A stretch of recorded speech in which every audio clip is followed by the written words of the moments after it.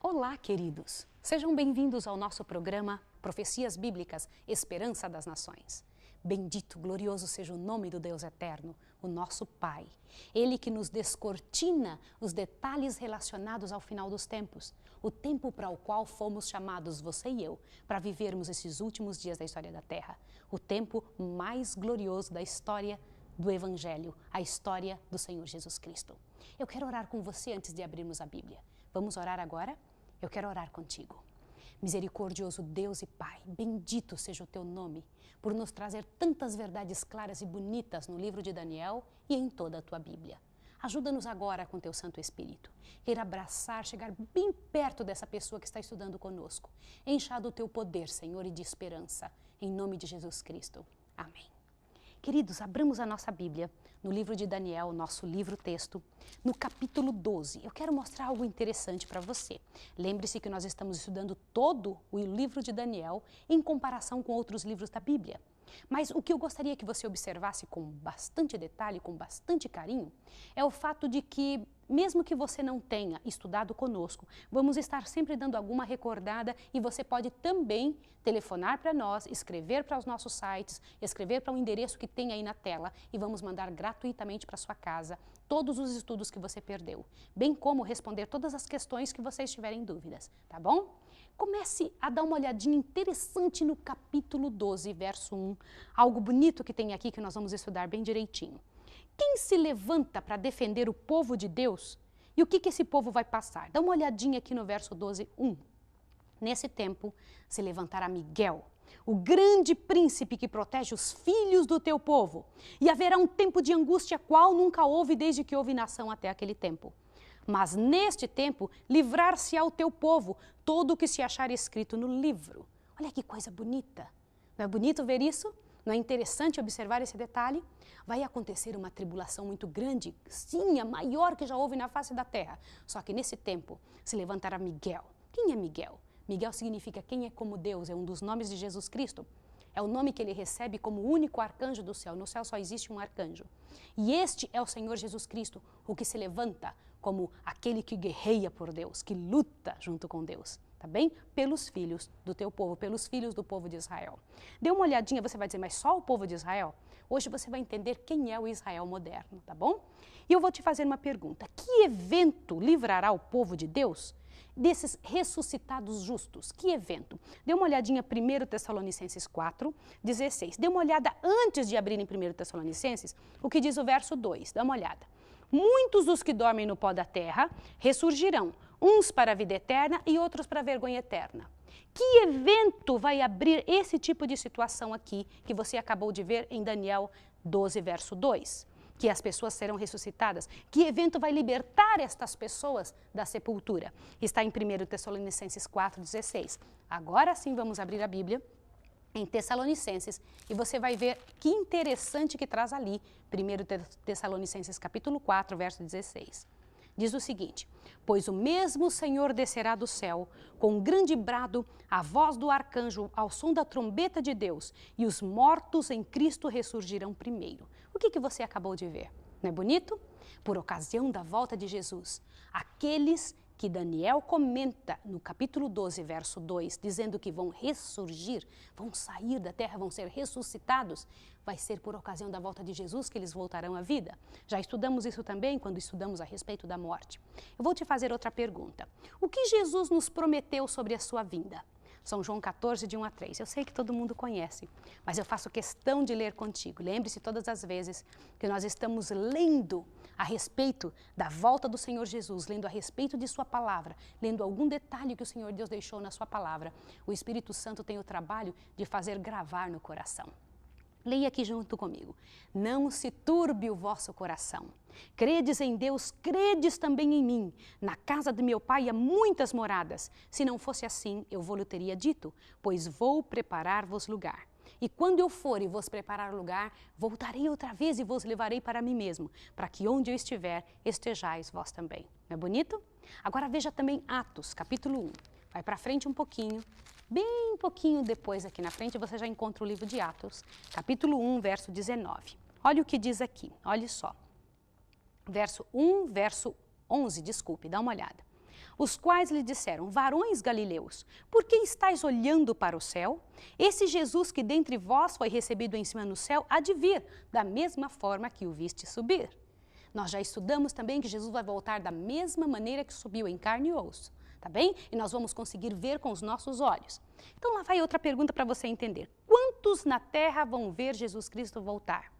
E eu queria que ficasse desmistificado para sempre a ideia de que só algumas pessoas vão ver, ou então que só veremos pelos olhos da fé. Isso é uma coisa muito séria, porque tentar interpretar o que o Senhor Deus disse de forma clara é algo muito perigoso. E o Senhor Deus disse claramente que as pessoas iriam ver Jesus voltar da mesma maneira que os discípulos viram Jesus subindo para o céu por ocasião de sua ascensão. Então isso é muito sério. Então devemos continuar confiando na Bíblia, não em situações que dizem esta ou qualquer outra religião.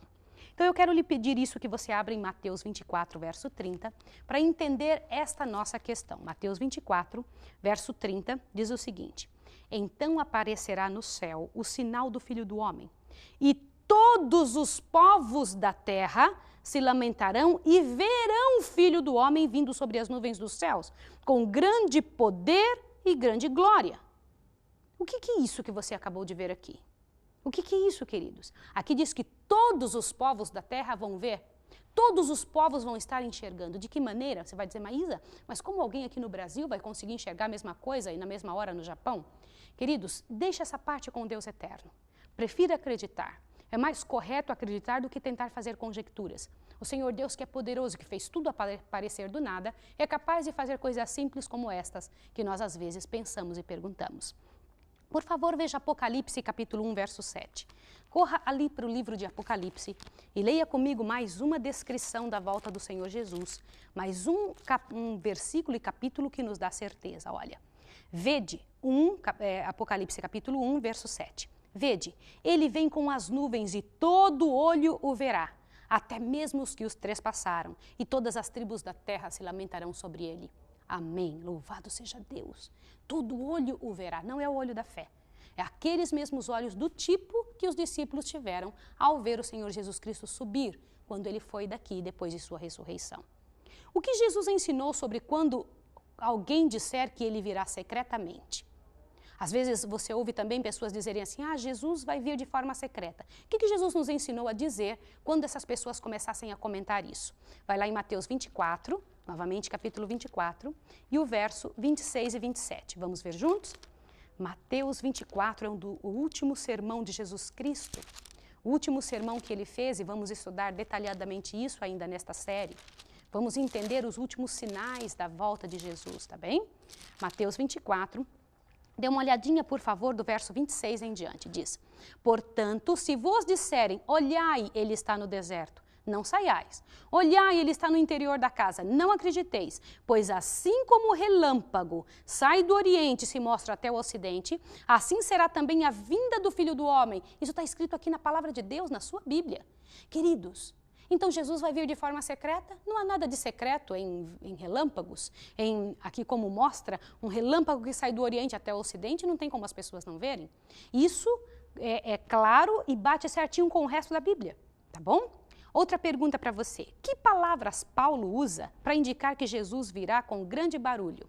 1 Tessalonicenses capítulo 4, volta novamente para onde você foi. Agora vamos ver outro detalhe. 1 Tessalonicenses capítulo 4, verso 16. Agora veja o que vai estar acontecendo em relação a som neste momento. Pois o mesmo Senhor descerá do céu com grande brado, a voz do arcanjo, ao som da trombeta de Deus, e os que morreram em Cristo ressurgirão primeiro. O que é isto? Vai ser em silêncio? De forma secreta? Não há nada de secreto por ocasião da volta de Jesus.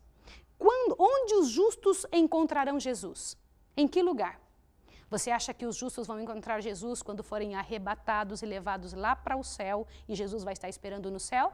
Aí mesmo em Tessalonicenses, 1 Tessalonicenses capítulo 4, verso 17, explica, olha, depois nós, os que ficarmos vivos, seremos arrebatados juntamente com eles, com os que ressuscitarem, para o encontro do Senhor nas nuvens, nos ares, e assim estaremos para sempre com o Senhor. Queridos, uma coisa tem que ficar bem clara, Jesus Cristo, quando voltar, vai ressuscitar todos os justos. Eles vão ser levados até a nuvem onde Jesus vai permanecer. Eu quero que fique bem claro um detalhe: Jesus não vai pisar nessa terra. Antes de Jesus Cristo vir, e preste-me muita atenção agora o que eu vou lhe dizer. Antes de Jesus Cristo vir, o inimigo de Deus vai tentar imitar a volta de Jesus Cristo. Satanás vai vir aqui dizendo que é Jesus. Vai vir com a glória e poder que Jesus Cristo veio. Mas agora eu vou lhe dizer uma coisa. Se você não estiver observando esses detalhes do que a Bíblia ensina, você poderá ser enganado. Uma diferença entre Jesus e Satanás é que Satanás vai pisar nessa terra. Jesus não. Jesus vai ficar lá na nuvem. A segunda diferença entre Satanás e Jesus será que Jesus Cristo jamais mudaria a lei. E Satanás vai vir dizendo que mudou. Eu quero que você se lembre disso porque daqui a um tempo, rapidinho, daqui uns dias, quando isso acontecer, você vai ser levado a lembrar destes detalhes. Então, isso é muito sério, é preciso que você compreenda estas verdades para que mantenha elas no seu coração, para que isso faça diferença na hora que você tiver de tomar uma decisão. Será uma grande prova para todos os seres humanos da Terra. Uma outra pergunta para você. O livro de Daniel indica que os santos serão livrados antes ou durante o tempo de tribulação. Essa pergunta que eu estou te fazendo tem um significado muito especial, porque algumas pessoas dizem que os justos serão tirados daqui antes da grande tribulação. Não é o que diz Daniel. Vai na sua Bíblia em Daniel, capítulo 12, para que você possa entender. Veja como o livro de Daniel esclarece tantos detalhes para nós. Daniel, capítulo 12, mostra se os justos vão ser tirados aqui, vão ser livrados antes ou durante a tribulação. Leia com cuidado agora o verso que começamos a ler hoje no nosso estudo, no estudo de hoje. Diz assim: neste tempo se levantará Miguel, o grande príncipe, no tempo do que estava acontecendo, ali no capítulo 11, verso 40 a 45. Neste tempo se levantará Miguel, o grande príncipe, que protege os filhos do teu povo, e haverá um tempo de angústia, qual nunca houve, desde que houve nação até aquele tempo. Mas neste tempo, no tempo da tribulação, livrar-se-á o teu povo todo aquele que se achar inscrito no livro. Então, os santos de Deus vão ser tirados daqui antes da tribulação? A ideia que se prega de que a igreja de Deus vai ser arrebatada antes da grande tribulação não confere com o que Daniel está dizendo aqui. Isso é muito sério, queridos. E a palavra de Deus tem que toda ela estar condizendo um detalhe com o outro. A Bíblia não se contradiz. Então é muito importante que nós venhamos a reaver o que pensamos e o que acreditamos. Isso faz uma grande diferença e é preciso você compreender essas verdades e ter isso com clareza no seu coração. Vou fazer outra pergunta. Que promessa Deus dará ao seu povo enquanto as pragas estiverem sendo lançadas durante o tempo de tribulação? Esta grande tribulação será um momento horrível da história da Terra. Um momento muito duro em que as pragas vão estar caindo. Pragas de diferentes tipos. O Senhor Deus tem como revelar essas histórias e eu gostaria que você fosse no nosso estudo sobre Apocalipse e estudasse quando cairão essas pragas. O que são estas pragas que farão com que o tempo de tribulação se torne como um tempo qual nunca houve desde que houve nação até agora. Pior do que a época das duas guerras, pior do que a época do massacre dos judeus, pior do que a época triste e angustiosa que o mundo tem trazido sobre os filhos dessa terra. Queridos, o tempo de tribulação na nossa frente é algo muito sério. Satanás está há 6.000 anos se preparando para esta época. Assim, graças a Deus, como Jesus Cristo também está se preparando para essa época, para livrar o seu povo, como nos foi prometido aqui em Daniel. É incrível você observar isso. E eu quero que você encha seu coração dessa certeza e dessa esperança. Venha o que vier, nós estamos nos braços, nas mãos e na proteção do nosso Deus. Então, nossa Bíblia há uma pergunta. Que promessa Deus dará ao seu povo enquanto as pragas estiverem sendo lançadas durante o tempo de angústia? Vá para a sua Bíblia, o Salmo 91. É um salmo que tanta gente gosta. E este salmo é muito especial. Por favor, faça questão de lê-lo várias vezes. Observe as promessas de Deus ali para o seu povo. As promessas de Deus para você e para mim. O que diz aqui no Salmo 91, verso 10? Olha o que Deus promete. Nenhum mal te sucederá, nem praga alguma chegará à tua tenda. Isso não é uma coisa muito bonita de se entender? E ainda diz mais aqui no Salmo 91, verso 7. 1.000 cairão ao teu lado e 10.000 à tua direita, Que ocasião será essa? Isso nunca aconteceu na terra, de você conseguir ver 1000 ao nosso lado e 10.000 à tua direita, mas tu não serás atingido, somente com os teus olhos contemplarás e verás a recompensa dos ímpios. Será na época da recompensa dos ímpios, queridos, que isso acontecerá. Isso é coisa muito séria. O Salmo 91 é um salmo de promessa. Mas Paulo diz algo interessante lá em 2 Tessalonicenses, que eu gostaria que você visse. O que ele diz de acordo com Paulo, a que deve acontecer antes da reunião de Jesus Cristo com os seus santos e antes de sua volta? Vá para a sua Bíblia em 2 Tessalonicenses. Vai lá e dê uma observada, por favor, o que nós encontramos ali que vai acontecer antes de Jesus Cristo vir. 2 Tessalonicenses capítulo 2 e o verso 2 e 3. Preste bem atenção. Não vos demovais facilmente do vosso modo de pensar, nem vos perturbeis, quer por espírito, quer por palavra, quer por epístola, como se procedesse de nós, como se o dia de Cristo já tivesse chegado. Do que Paulo está dizendo aqui? Continua. Ninguém de maneira alguma vos engane, pois isto não acontecerá, o dia de Cristo, não acontecerá, sem que antes venha a apostasia e se manifeste o homem do pecado, o filho da perdição. Olha, quem é este homem do pecado e o filho da perdição que vai se manifestar? Quem é este? Ele se opõe e se levanta contra tudo o que se chama Deus, o que é objeto de culto, de sorte que se assentará como Deus, no templo de Deus, querendo parecer Deus. Queridos, isso é coisa muitíssimo séria, extremamente séria. Quando nós paramos para pensar nesse tipo de situação, é uma coisa séria. E eu vou lhe falar um detalhe. Só consegue se tornar esse tipo de apostasia, apóstata, quem um dia foi grande cristão, quem foi considerado grande cristão, e aquele diz que Jesus Cristo não vai voltar antes de aparecer essa apostasia. Apostatado é uma pessoa que um dia já foi cristão e que deixou aquilo que acreditava. E ainda diz aqui um ser um homem do pecado que se coloca no lugar de Deus como se fosse o próprio Deus.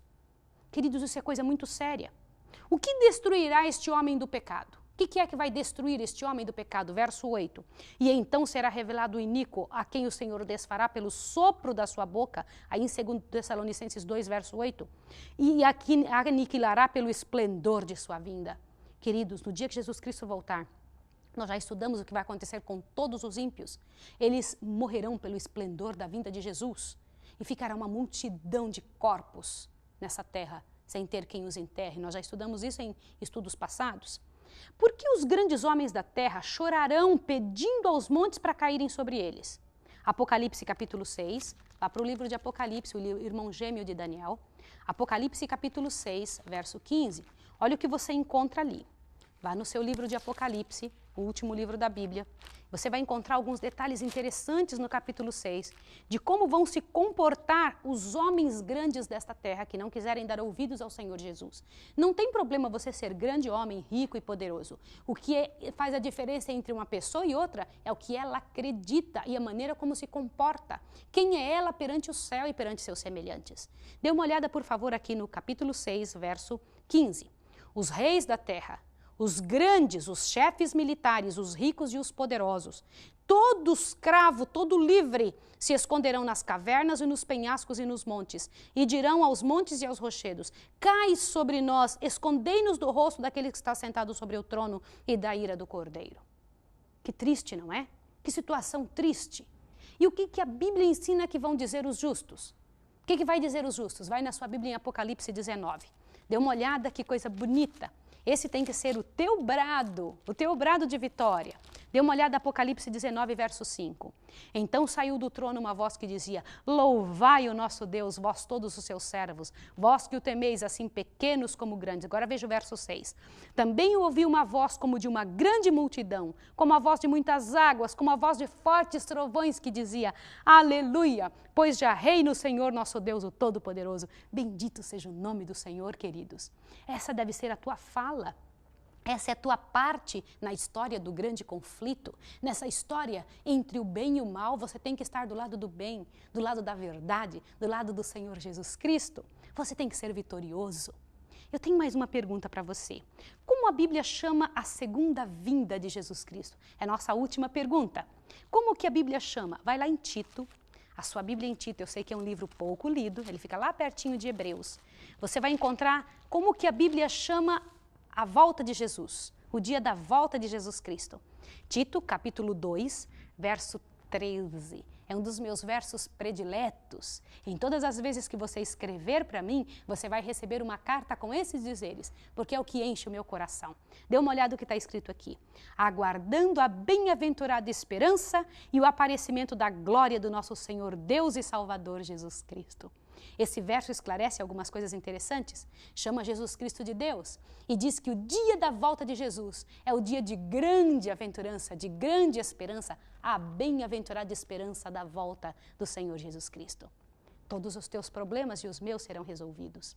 A nossa mente é pequena para tentar entender como é que é possível viver num mundo onde não vai existir um só momento de angústia, um só dia de tristeza ou dor. Como será viver num tempo, num espaço, num lugar, onde você não vai ver nunca mais uma folha caindo, onde os animaizinhos vão poder pastar juntos, o lobo e o cordeiro?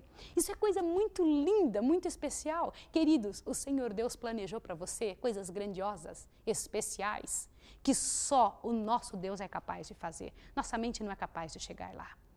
Qual é o teu assentimento hoje? Qual é a tua decisão? O que você espera que aconteça na sua vida e de sua família? Você sabia que as palavras convencem, mas o exemplo arrasta? Que aquilo que você fala é diferente daquilo que você faz. Se for diferente daquilo que você faz, você não vai conseguir levar muita gente? É muito sério isso. Você precisa levar a sua família. A sua família espera por um trabalho teu, por uma posição sua, para que possa seguir os seus passos. É coisa muito interessante o que você estudou e poderosa para nos dar esperança, para encher o nosso coração. Deus tem mais para a sua história, muito mais do que você pode dizer ou pensar, ou que eu sou capaz de falar. A volta de Jesus é a maior de todas as esperanças dos filhos dessa terra. O Senhor Deus quer que você viva a sua vida aqui como se já tivesse começado a eternidade. Querido, querida, nosso Deus tem para dar para a sua vida e para a sua história páginas lindas, eternas, de uma vida feliz, de uma vida vitoriosa, de uma vida cheia de poder. Que Deus abençoe você, que Deus te encha do poder do alto, que Deus fortaleça a sua história e sua decisão, que Ele faça da sua vida aquilo que Ele prometeu fazer para os filhos dessa terra. Eu vou orar com você agora. Eu vou orar contigo como orou Daniel, com fé, com a certeza que o Deus eterno se inclina e ouve a oração dos seus filhos. E eu sei que eu vou receber resposta. Misericordioso Deus e Pai que estás nos céus, louvado seja o teu nome pelo privilégio que temos de termos na Bíblia revelados tantos detalhes especiais a respeito da tua vontade e da segunda vinda. Queremos estar entre aqueles que vencem, Senhor, que são os vitoriosos, que vão vencer. Abençoe essa pessoa que está em casa, fortaleça-a, para que tome as posições corretas e que possamos estar juntos para sempre no teu lar eterno. Enviamos essa oração para o lugar santíssimo do santuário celestial, onde Jesus está por nós. Em nome dele rogamos e agradecemos. Amém, Senhor. Deus abençoe você e até o nosso próximo estudo.